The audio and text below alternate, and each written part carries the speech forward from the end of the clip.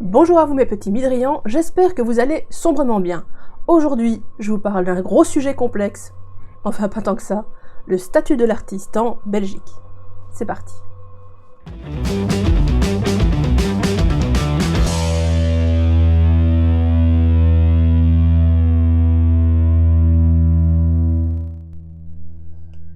Alors je sais que vous allez débarquer ici en disant « Quoi ? Il y a un statut d'artiste en Belgique, je n'étais pas au courant ?» Bah en fait non, il n'y en a pas. Désolée.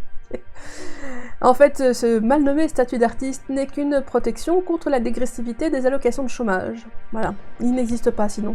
Il n'y a que trois statuts officiellement en Belgique. Il y a le statut indépendant, employé, fonctionnaire. Il peut parfois y avoir un mix des deux, hein, l'indépendant complémentaire, voilà. Bon, si vous êtes belge, vous connaissez, du moins j'espère. L'artiste, lui, ne rentre pas vraiment dans une de ces cases. Il est un petit peu indépendant, il est un petit peu employé, parce que ça dépend des contrats en fait, et ça dépend de comment l'artiste fonctionne. C'est un peu un mélange des deux quelque part. Pire que ça, non content de compliquer la tâche, il va produire ce qu'on appelle des périodes de travail dites invisibles. Invisibles parce que ce n'est pas répertorié comme étant des périodes de travail, pourtant elles existent bien. Ces périodes de travail, en fait, c'est des périodes de répétition, de composition, ou même de création, parce que avant de lire votre bande dessinée, il faut quand même qu'on la dessine, cette bande dessinée.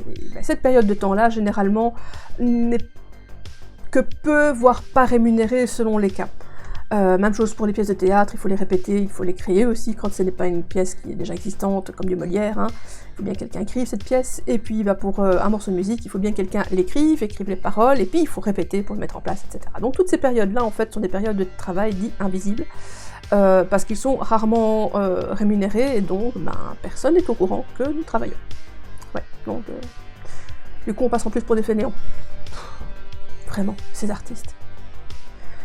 Alors on a bien une solution pour pouvoir un petit peu avoir une forme de statut, entre guillemets. Alors il y a des solutions comme le guichet des artistes, enfin le guichet des artistes, je ne sais même plus, enfin, c'est une commission, la commission des artistes, voilà, qui propose notamment d'obtenir un visa ou une carte artiste qui permet d'accéder, je ne sais même plus parce que je trouve ça extrêmement compliqué, qui permet donc d'accéder aux articles 3 bis, enfin bon bref. C'est déjà bien compliqué comme ça, et puis à côté de ça, on a aussi ce qu'on appelle vraiment des guichets pour artistes, comme notamment Emploi, Merveille, Smart, qui est une des plus connues. Il y en a d'autres, hein, je ne vais pas tous vous les citer, c'est en tout cas les trois qui reviennent le plus souvent, Emploi, Merveille et Smart. Et donc, voilà, on n'a pas de statut d'artiste officiellement en Belgique, on a juste cette petite protection contre la dégressivité des allocations de chômage. En gros, sous certaines conditions, on obtient ce statut qui maintient nos allocations bloquées à leur plus haut niveau, toujours sous certaines conditions. Faut pas croire que parce qu'on est artiste, on l'a du premier coup. Ça marche pas. Alors quelles sont les conditions d'accès pour avoir ce fameux pseudo-statut d'artiste ? Il faut déjà ouvrir ses droits au chômage. Si vous les avez déjà, vous pouvez passer à la suite. Si vous ne les avez pas, eh bien c'est là que ça se complique. Parce que pour ouvrir ses droits au chômage, il faut travailler. Oui, il faut travailler. Et donc il faut travailler, si vous avez moins de 36 ans, je regarde mes chiffres parce que bon, c'est 312 jours sur 21 mois de temps. Si vous avez entre 36 et 50 ans, c'est 468 jours sur 33 mois de temps. Et si vous avez plus de 50 ans, c'est 624 jours sur 42 mois de temps. Parce que tout le monde sait qu'à plus de 50 ans, c'est très facile de se retrouver de l'emploi, n'est-ce pas ? Mais bon, ça c'est un autre débat. Donc il faut déjà ouvrir ses droits au chômage. Si vous êtes artiste, imaginez arriver à prouver que vous avez travaillé pendant 468 jours sur 33 mois de temps parce que vous avez plus de 36 ans. Ça devient un peu chaud. Mais en plus là-dedans, il faut aussi prouver, en plus de ces jours de travail, 156 jours de prestations artistiques sur 18 mois de temps.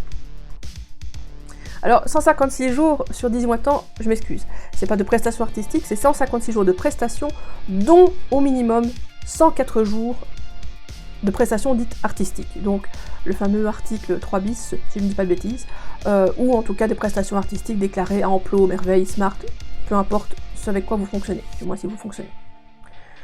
Dans le cadre où vous fonctionnez, vous travaillez au cachet, Il faut en plus faire une conversion. Ah bah oui, on va nous faciliter la tâche, hein. Je veux dire, tous les artistes sont fanades d'administration, on est tous balèzes en administration, c'est connu. Et en calcul surtout.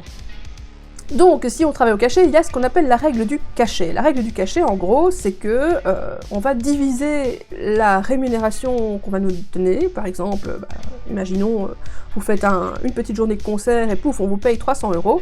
Et bien, vous allez diviser ces 300 € par un chiffre qui est indexé normalement chaque année et qui est, en tout cas cette année, de 65,05 €. Et ça va vous donner un autre chiffre, et ce chiffre va vous donner le nombre de jours de travail que votre argent, en fait, couvre. Donc, si vous avez fait, comme je disais, un concert à 300 €, eh bien, 300 € divisé par 65,05, ça vous donne 4,61 jours de travail. Et ne me demandez pas comment on convertit les 0,61 jours de travail, je n'en sais absolument rien. Et donc, il faut donc, d'un moyen ou d'un autre, en tout cas, rester ces 104 jours minimum sur ces 156 jours sur 18 mois de temps. Oui, je vous dis, hein, c'est simple, hein, c'est très simple pour l'obtenir, hein, c'est comme ça. Claquement de doigts, tout arrive, comme ça, tout qui dans notre bouche. Donc, content donc de faire tous ces jours, de parfois convertir le montant de notre cachet en jours de travail ou... Enfin bon, vous voyez la complication du truc, et bien en plus, et toutes les activités artistiques ne sont pas artistiques selon l'ONEM. Eh oui, si vous êtes graphiste, vous n'êtes pas un artiste, vous êtes un technicien. Vous voyez, c'est simple, hein, c'est très simple. Par rapport à ma définition de l'artiste, qui est relativement claire et nette, à savoir toute personne qui pose un acte de création de façon régulière, c'est quand même une définition que je trouve claire, eh bien non, l'ONEM complique les choses, et donc va classer certaines professions artistiques en technicien, et pas en artiste. Voilà. Ça, c'est les conditions d'accès. Vous n'avez rien compris, c'est normal. Moi non plus, je vous le rassure, c'est un véritable charabia pour 90% des artistes. C'est d'ailleurs pour ça qu'il y a beaucoup de... d'ASBL et même de personnes qui essayent d'aider les artistes à y voir plus clair, et à savoir notamment s'ils peuvent enfin bénéficier de ce fameux statut, parce que c'est le bazar. Bon. Alors voilà, bon, vous avez accédé à votre statut d'artiste, vous ne savez pas comment, moi non plus. Et maintenant, qu'est-ce que vous devez faire pour le conserver? Bon, alors, là, c'est la bonne nouvelle, c'est que, a priori, c'est facile. A priori. Vous sentez venir la petite arnaque. Il suffit normalement pour le maintenir de prouver 3 activités artistiques par an. Ce qui est vraiment faisable. Voyons, soyons clairs. Oui, mais c'est là que on a la petite arnaque du jour, hein, et que malheureusement, c'est pas parce que vous maintenez votre statut que vous devez arrêter vos recherches d'emploi. Oui, ah oui, c'est là que ça devient drôle. Si vous ne faites que 3 activités artistiques par an, eh bien, vous devez continuer à faire une recherche d'emploi pour un emploi dit convenable. Oui, parce que être artiste, c'est bien connu, c'est pas un travail. Ben voilà, même l'ONEM nous le dit, c'est magnifique. Et donc,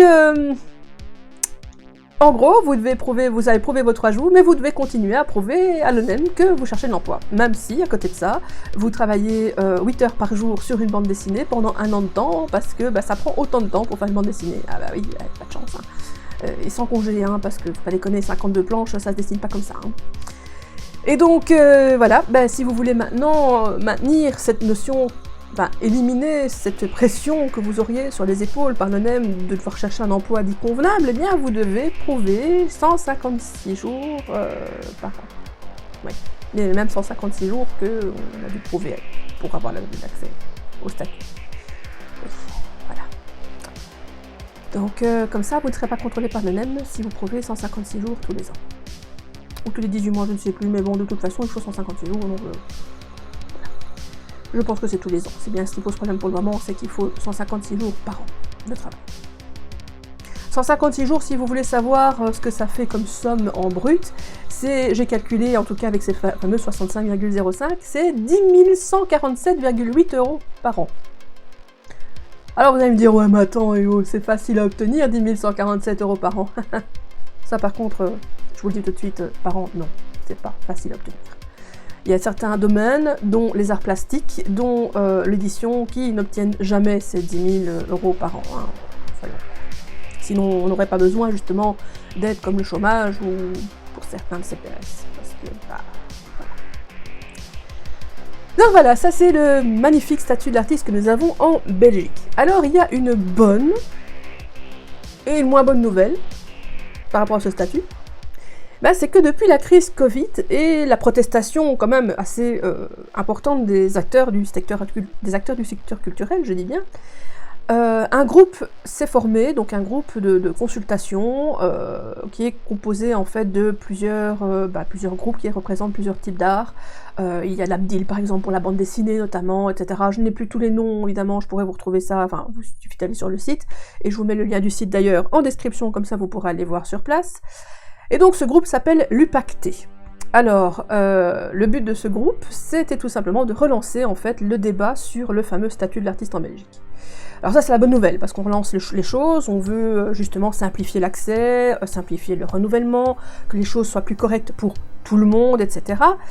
La moins bonne nouvelle, c'est que ça reste toujours pas un statut. Ça reste toujours mal nommé, c'est toujours en fait cette protection au chômage. Donc ça c'est le côté moins drôle, moi j'aurais préféré un statut qui intervient et qui soit justement un vrai statut reconnu comme l'employé, l'indépendant, et bon, ça on l'aura pas. Alors attention, actuellement ces discussions sont toujours en cours, et ça je vais en faire un post complet parce que ça va être assez long à expliquer, donc ce qui va se passer, ce qui s'est passé, ce qui va se passer. Mais donc voilà, on est encore en discussion, il y a encore beaucoup de choses qu'on a mis sur la table, enfin que l'UPACT a mis sur la table et qui a été refusé ou qui doit être encore révisé. Il y a encore beaucoup d'incertitudes, notamment pour les auteurs qui touchent des droits d'auteur. Mais là, je vais vous faire vraiment une vidéo complète sur le sujet parce que c'est assez long. Mais donc, pour résumer, le statut d'artiste, si vous n'avez pas envie de revoir toute ma vidéo, c'est assez simple. Il n'y a donc pas de statut d'artiste en Belgique, il s'agit juste d'un statut au chômage qui vous protège contre la dégressivité des allocations de chômage. Il est difficile à obtenir parce qu'il faut et ouvrir ses droits au chômage et en plus prester 156 jours, dont 104 jours d'activité artistique d'office, un minimum en tout cas, avec toujours ce problème de règle du cachet, hein, bon. Et pour le renouveler, donc le maintenir, il faut faire 3 activités artistiques par an, ce qui est relativement facile, mais pour éviter cette notion d'emploi convenable et donc de continuer à faire des recherches d'emploi et donc de repasser des contrôles d'emploi face à l'ONEM qui peut donc décider que vous ne faites pas assez de recherche d'emploi, etc., etc., là il faut prouver 156 jours de travail artistique par an. Ouais, c'est super. Voilà, ça c'est le statut d'artiste en Belgique. Donc je peux comprendre évidemment que ce soit compliqué, c'est compliqué pour tout le monde. Beaucoup d'artistes, je ne vous le cache pas, n'ont pas ce statut, beaucoup ne l'auront probablement même jamais. Les témoignages à ce sujet abondent et malheureusement la catégorie d'artistes la plus touchée par cette précarité parce qu'elles n'ont pas accès à ce statut, ce sont les femmes artistes. Et ben oui, c'est encore pour notre homme. Voilà. Je pense que j'ai fait le tour, j'espère en tout cas que c'est plus ou moins clair. Si ça ne l'est pas, je vous rassure, ça n'est pas plus pour beaucoup de gens. Néanmoins, il y a des organismes qui s'occupent de définir un petit peu mieux et d'aider en tout cas les artistes à comprendre comment ça fonctionne. Je mettrai les liens de ces organismes en dessous de la vidéo, encore une fois en description. N'hésitez pas à aller les contacter. Je sais également que certains organisent littéralement des réunions Zoom pour aider justement à ce calcul de règles du cachet, savoir s'ils ont assez de jours, etc. Donc il y a des liens Zoom, il y a des gens qui organisent des réunions en direct pour aider les artistes. N'hésitez pas à aller les voir si vous êtes dans la situation et si vous avez besoin d'aide. Pour ma part, je vais m'arrêter là. J'espère en tout cas que la question du statut d'artiste est enfin claire pour tout le monde, à savoir qu'il n'y en a pas. Ça fait toujours plaisir. Et puis bien, à une prochaine vidéo, puisque la prochaine fois, je vais donc aborder la situation du statut d'artiste telle qu'elle est discutée actuellement par l'UPACT et donc par les autres organismes qui ont rejoint l'UPACT. Même chose, je vous mets le lien de l'UPACT ici en dessous, donc vous pouvez déjà aller voir les propositions qui ont été faites puisqu'elles sont disponibles sur le site. Eh bien, c'est fini pour aujourd'hui. J'ai essayé de faire court. J'espère que ça n'a pas été trop court ou trop long. Eh bien, à très bientôt et portez-vous bien. Bye bye!